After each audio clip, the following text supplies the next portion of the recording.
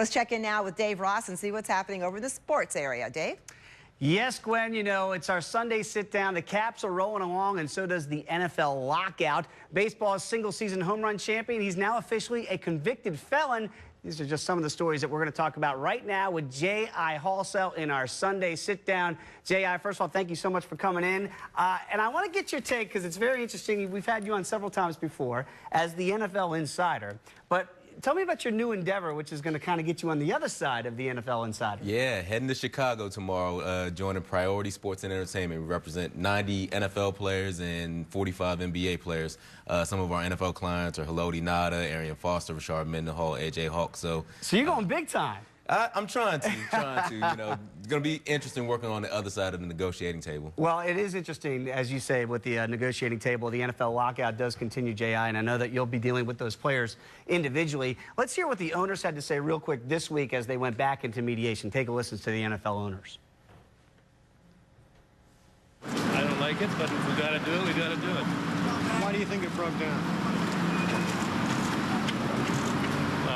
This is usually what happens. We'll get it done. As our commissioner said, this has to be resolved by negotiation, and we certainly were candidly taken back that our proposal, our type of thing we do was not met with a level of acceptance that we had thought it would be.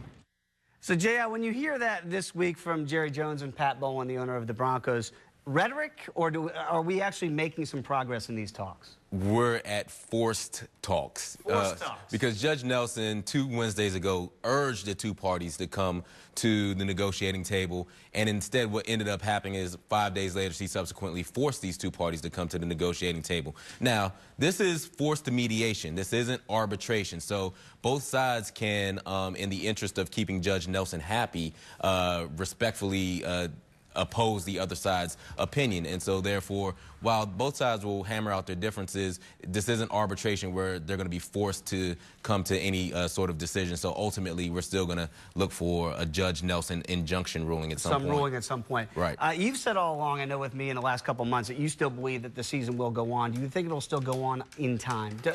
So nothing gets backed up? Yeah, I don't suspect that the season will be delayed. I don't think we'll have a season that begins in mid to late September. I think what we could have is a deal come the August timeframe. Sure. Or we could have some sort of further injunction that allows the season and some temporary rules to be set in place that allow the season to go on. So again, football, J.I. Halsell saying it. You've said it all along. We're going to have football this year. I think that's in the best interest of both parties. Yeah.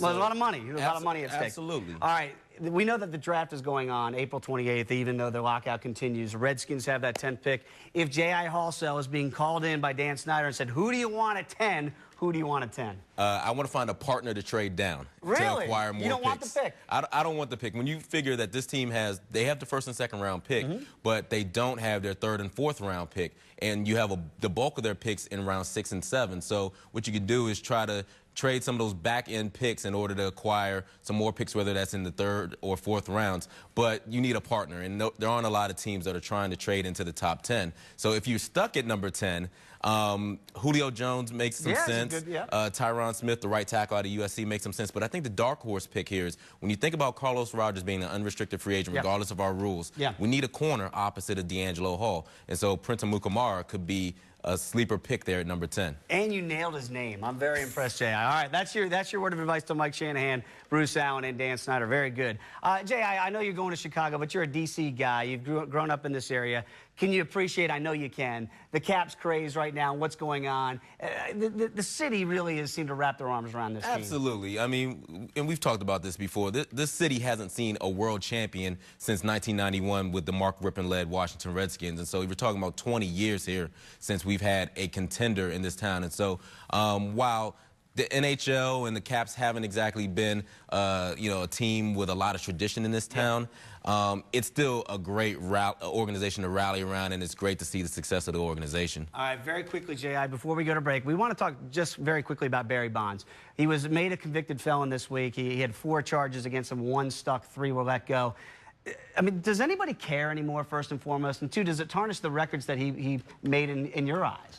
I think, it tarnishes his career statistics. I think you see how Mark McGwire has been portrayed in his life after after playing professional baseball. But he seemed quite happy to have been not convicted of lying. Sitting there behind his lawyer with his peace sign up. I can't quite wrap my head around it. Manny Ramirez with what's going on there. We hope the game's being cleaned up. I guess it's just taking time. What you find out is that the American public has short memories, and the game will move on. J.I. Halsell, you can still hear him on ESPN 980, but we thank you and best of luck to you as you move on to Chicago. Thank you. I appreciate it. One of the best, everybody. We're back with more Fox 5 Sunday News in a moment. Don't go anywhere.